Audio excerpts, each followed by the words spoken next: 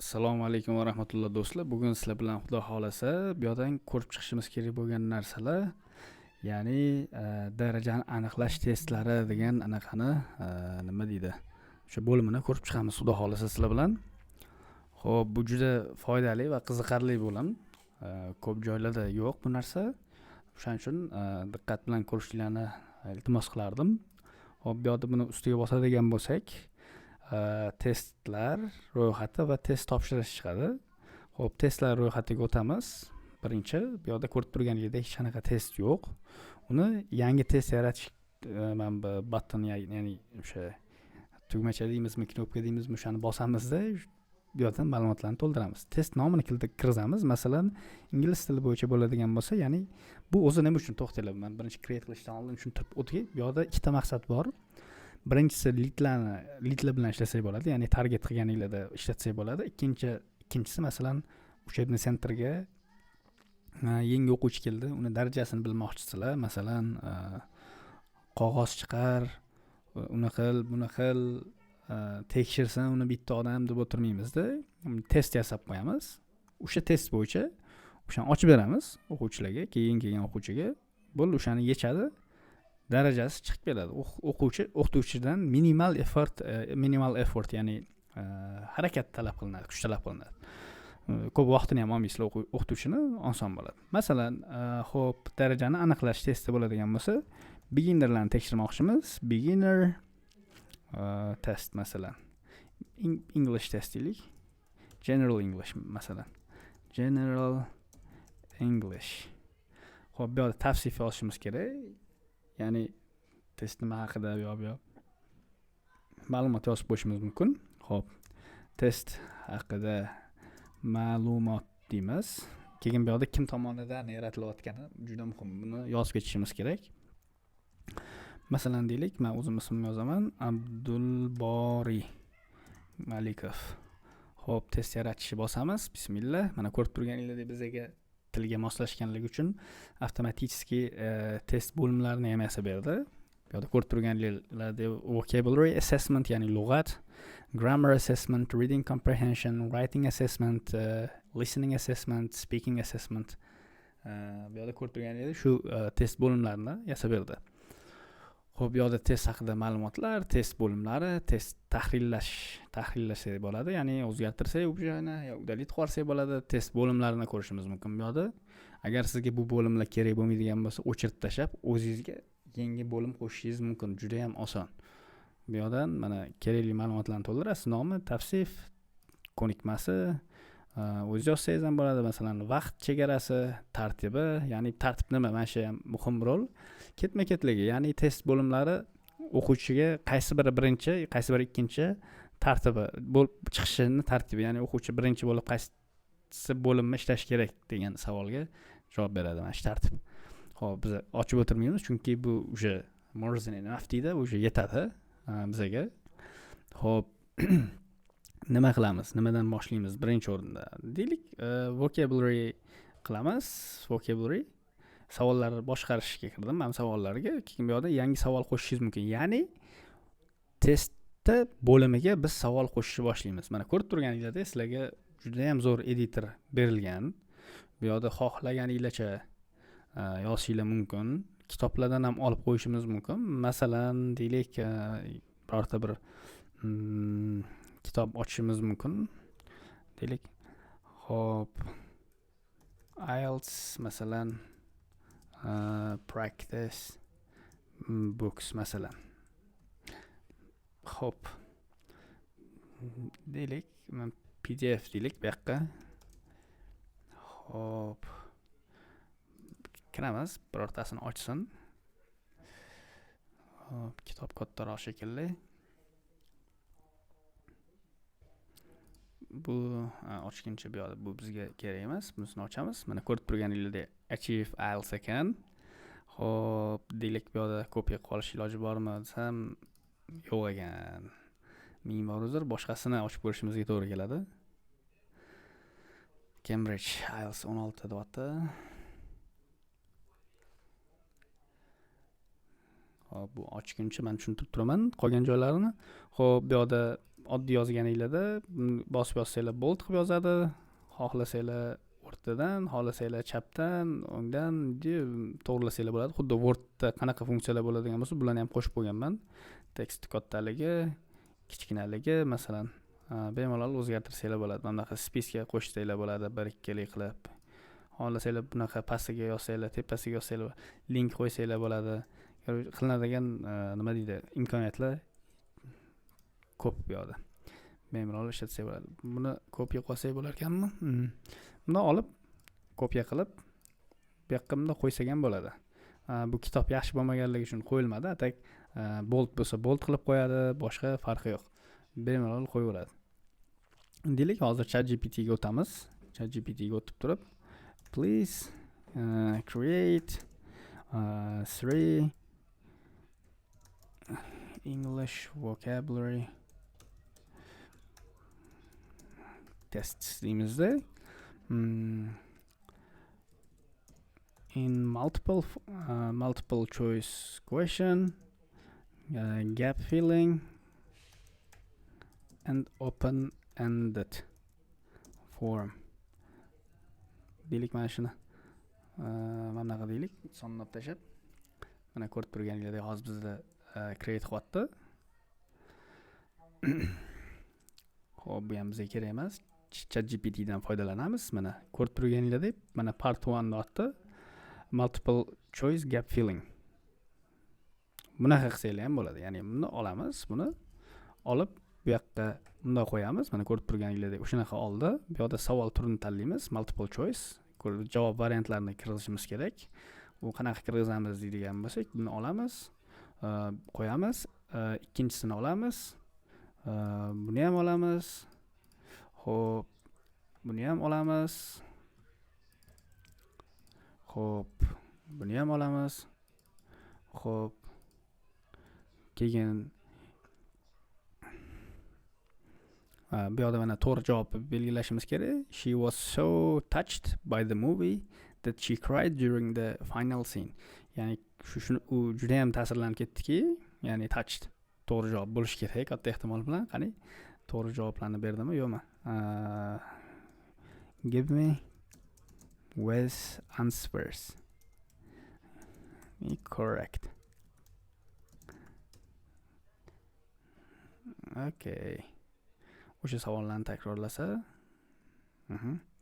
ana C ekan, touch to'g'ri aytibman. Xo'p, bu yoqda to'g'ri javobni belgilab qo'yishimiz kerak. Ya'ni touchni belgilayman. Audio mavjudmi? Bu yerda audio mavjud emas. Qiyinligini belgilasak bo'ladi. Create qilib qo'yamiz. Mana ko'rib turganingizdek savol qo'shildi. Xo'p, bu yoqdan savolni o'zini ko'rishimiz mumkin. Xo'p, delete qilib yuborishimiz mumkin. Xo'p, yangi savol qo'shamiz. Yana bitta. Keyingi savol turi nima? Gap filling ekan. Xo'p, gap filling bu yoqda. Xo'p, buni olamiz. Bu yoqqa qo'yamiz. Keyin savol turini fill in blank ga belgilaymiz. Keyin to'g'ri javob yozamiz. To'g'ri javobi nima ekan bu yoqda? 6 bo'ladigan bo'lsa, pleasant ekan. Buni ham qo'yamiz. Audio mavjudmi, yo'qmi? Yo'q. Xo'p, buni ham masalan create qilib qo'ysak bo'ladi. Bu ham qo'shildi. Mana savol turlari bo'yicha bu yerda. Xo'p, oxirgi savol turimiz bo'yicha ham bitta create qilib qo'yaylik. Xo'p, open ended ekan. What does the word resilient mean? Write the sentence using it deyapti. Tak, yana bitta savol qo'shamiz. Qo'shdik. Ko'rib turganingizdek o'zi qo'yib beryapti. Xo'p, bu yoqda savol turi open ended bo'ladi. Bunga variant yo'q, buni o'qituvchi o'zi tekshiradi. Ya'ni tak, audio mavjudmi yo'qmi? Yo'q, mavjud emas. Hozir buni ham create qildik. Mana ko'rib turganingizdek savol qo'shildi. Bu nima uchun? Bu yoqda orqaga qaytadigan bo'lsak, mana bu yoqda 3 ta savol bo'ldi. Bu vocabulary ga bo'ldi. Endi bizga masalan listening ga bo'lishi mumkin. Asosiy joy mana shu listening. Listening ga kiramiz. Xo'p, deylik, nimadir yozib tashladim bu yoqqa. Test savol turini yozasiz. Savol, ya'ni multiple choice mi, fill in blank mi? Asosan ham birinchi, ikkinchi variant bo'ladi. Masalan, deylik, bu yoqqa to'g'ri javob bo'ladigan bo'lsa, test deb qo'yadigan bo'lsam, audio mavjudmi deyapti. Audio fayl tanlashimizga to'g'ri keladi. Masalan, .mp3 qiladigan bo'lsam, bu yerda ko'rsatyapti qanaqa audiolar bor. Xo'p, birorta bittasini tanlab olishimiz mumkin. Tak, buni belgiladim. Audio nomini yozishimiz kerak. Masalan, listening test 1 yoki section 1, section 2 deb masalan section 1 test o'sha tavsif ham yozishimiz kerak bo'ladi bu yoqqa. Masalan, nuqta yozib qo'yaman paga. Xo'p, qiyinligi o'rta, create qilamiz, kutib turamiz. Mana ko'rib turganinglardek qo'yildi. Audio bor deyapti. Mana o'sha mana bu yoqda mana buni bosadigan bo'lsam, menda audioni ko'rsatadi menga. Bossam eshitiladi. Mana ko'rib turganinglardek ashula aytyapti. Bemalol eshitsanglar bo'ladi. Xo'p, buni joyda edit qilib olsak ham bo'ladi. Xo'p, ana endi qanaqa qilib yechamiz bu savol, bularni qanaqa ishlaymiz degan nima deydi? Savol tug'ilishi mumkin sizlarda, qayerdan kiramiz unga deb. Xo'p, qaranglar. Bu leadlar uchun ishlatishimiz mumkin degan nima sababi? Qanaqa qilib leadlarga ishlatishimiz mumkin? Masalan, Instagramda target yoqdingiz. Yozishingiz mumkin. Endi qisqaroq, soddaroq qilib aytganda, o'zingiz darajangizni biling deb turibdi masalan. Keyin siz bu yoqda savollarni tuzib qo'ygansiz, uni qanaqa qilib berasiz ularga? Mana test topshirish degan joyga bosiladi. Start test qilinadi. Mana ko'rib turganinglardek copy placement test link. Buni bosadigan bo'lsam, link kopiya qilib oladi. Mana shu qanaqa qilib o'sha Instagramda ishlatishingiz kerak bo'lgan linkni o'ziga kopiya qilib oladi. Bu faqatgina administratorda chiqadi. Tushundingizmi? O'sha faqatgina administratorda chiqadi. Aniqa user topshirayotgan payt chiqmaydi.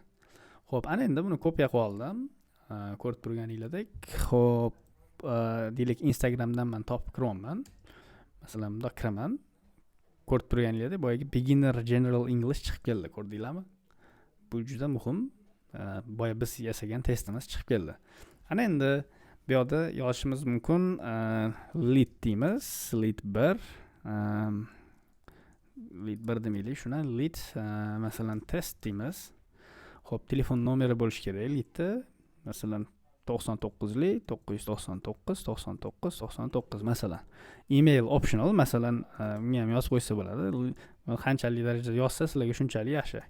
Masalan gmail.com deymiz, test belgilandi, start test qilamiz. Ko'rib turganinglardek mana bu yerda unda chiqib kelyapti o'sha. Ya'ni vocabulary assessment. Boyaga bizga bergan order bo'yicha chiqib keladi. Ya'ni testda section, ya'ni bo'limi bo'yicha.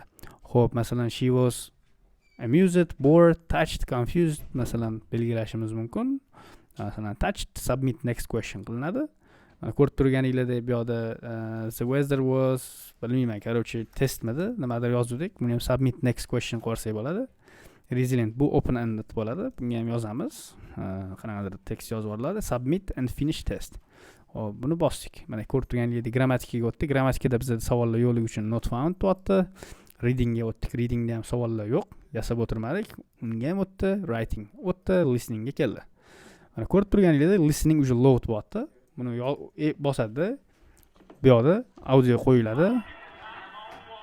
Tasavvur qiling, endi bu yerda qanaqadir listening script, keyin bu yerda o'quvchi o'sha javobini yozadi. Masalan, testmidi yo masalan submit and finish. Finish test qiladi. Ko'rib turganinglardek bo'ldi. O'sha bu tushdi. Sizlarga bu lead bo'lib tushdi bu holatda.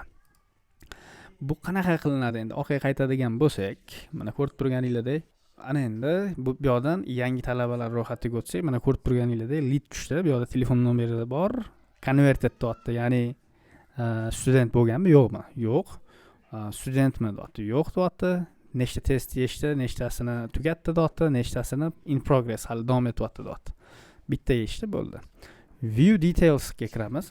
Xo'p, mana ko'rib turganinglardek, bu yerda lead details, bu yerda lead telefon nomeri, ma'lumotlari, o'sha boyagi ma'lumotlar chiqadi. Ana endi bu yerda placement submissions, ya'ni nimalar bor bu yerda? Haligi topshirgan testlari kelib chiqadi bu yerda. Mana ko'rib turganinglardek bu yerda kirdik. Qaysi test topshirgan, qachon topshirgan, hali baholanmagan deyapti. Bu yerdan javoblarni ko'rishimiz mumkin. Mana ko'rib turganinglardek, mana birinchisiga to'g'ri javob bergan, ikkinchisiga noto'g'ri javob bergan, uchinchisiga bu open ended bo'lganligi uchun o'qituvchi o'zi belgilaydi. Buni o'qituvchi belgilab qo'yadi. Buni xolasa correct qiladi, xolasa incorrect qiladi. Xo'p, ana endi bu yoqqa o'tib turib, grade qilib baholab qo'yish mumkin. Bunda 0 darajasi bo'yicha baholash mumkin. Ya'ni beginner, elementary mana shu darajasida. Xo'p, necha topganiga qarab. Masalan, deylik 40 topdi. nimadir yozib qo'yadi o'zi uchun, qanaqadir not yozib qo'ysangiz bo'ladi. Eslatma qanaqadir. Save result qilamiz. Mana qo'shildi. Buni darajasi 2. Ana endi buni qanaqa qilib leadda studentga o'giramiz. Convert to studentni bosamiz. Bu yerda kerakli ma'lumotlarni yozamiz. Masalan, Uchtepa deb yozishimiz mumkin.